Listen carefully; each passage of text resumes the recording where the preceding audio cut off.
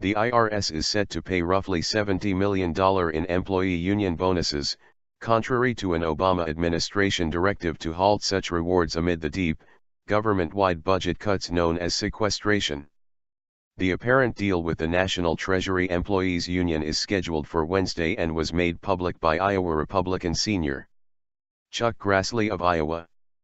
Grassley's office said the information came from a person with knowledge of IRS budgetary procedures.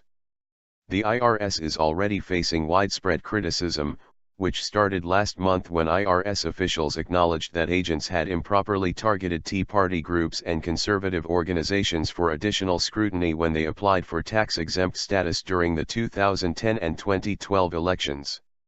Then the agency's Inspector General issued a report a few weeks later that documented lavish employee conferences during the same time period. Grassley says the bonuses should be canceled under an April directive from the White House Budget Office. The directive was written by Danny Werfel, a former budget official who has since been appointed acting IRS commissioner. The IRS said it is negotiating with the union over the matter but did not dispute Grassley's claim that the bonuses are imminent.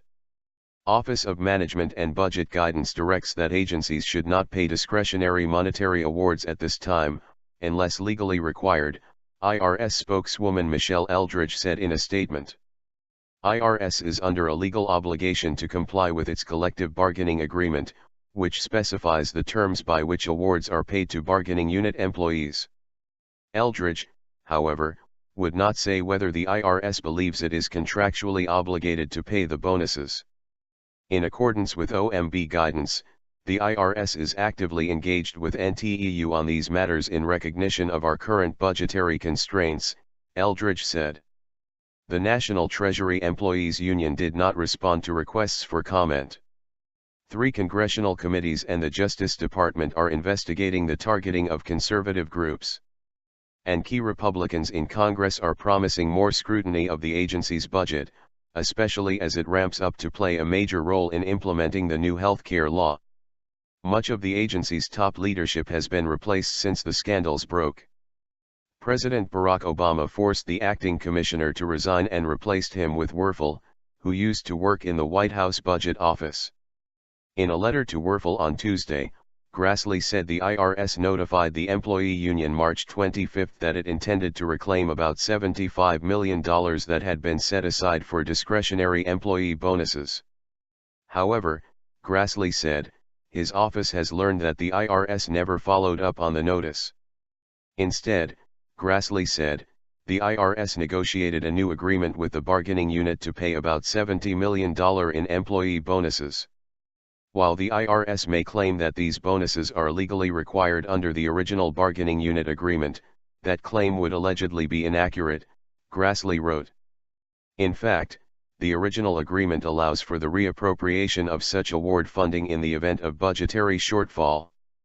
Werfel wrote the directive on discretionary employee bonuses while he was still working in the White House Budget Office.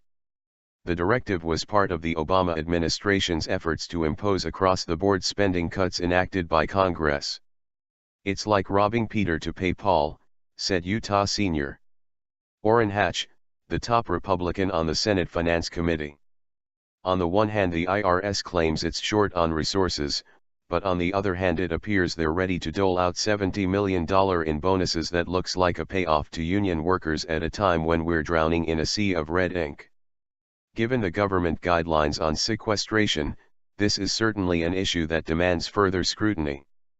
The sequestration cuts are resulting in at least 5 unpaid furlough days this year for the IRS 90,000 employees.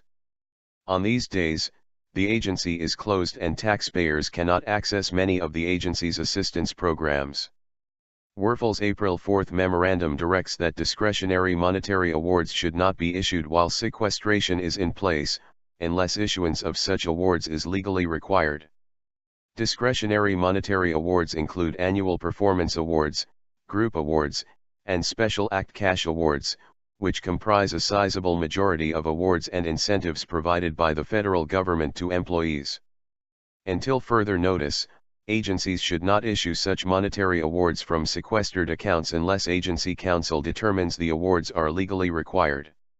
Legal requirements include compliance with provisions in collective bargaining agreements governing awards.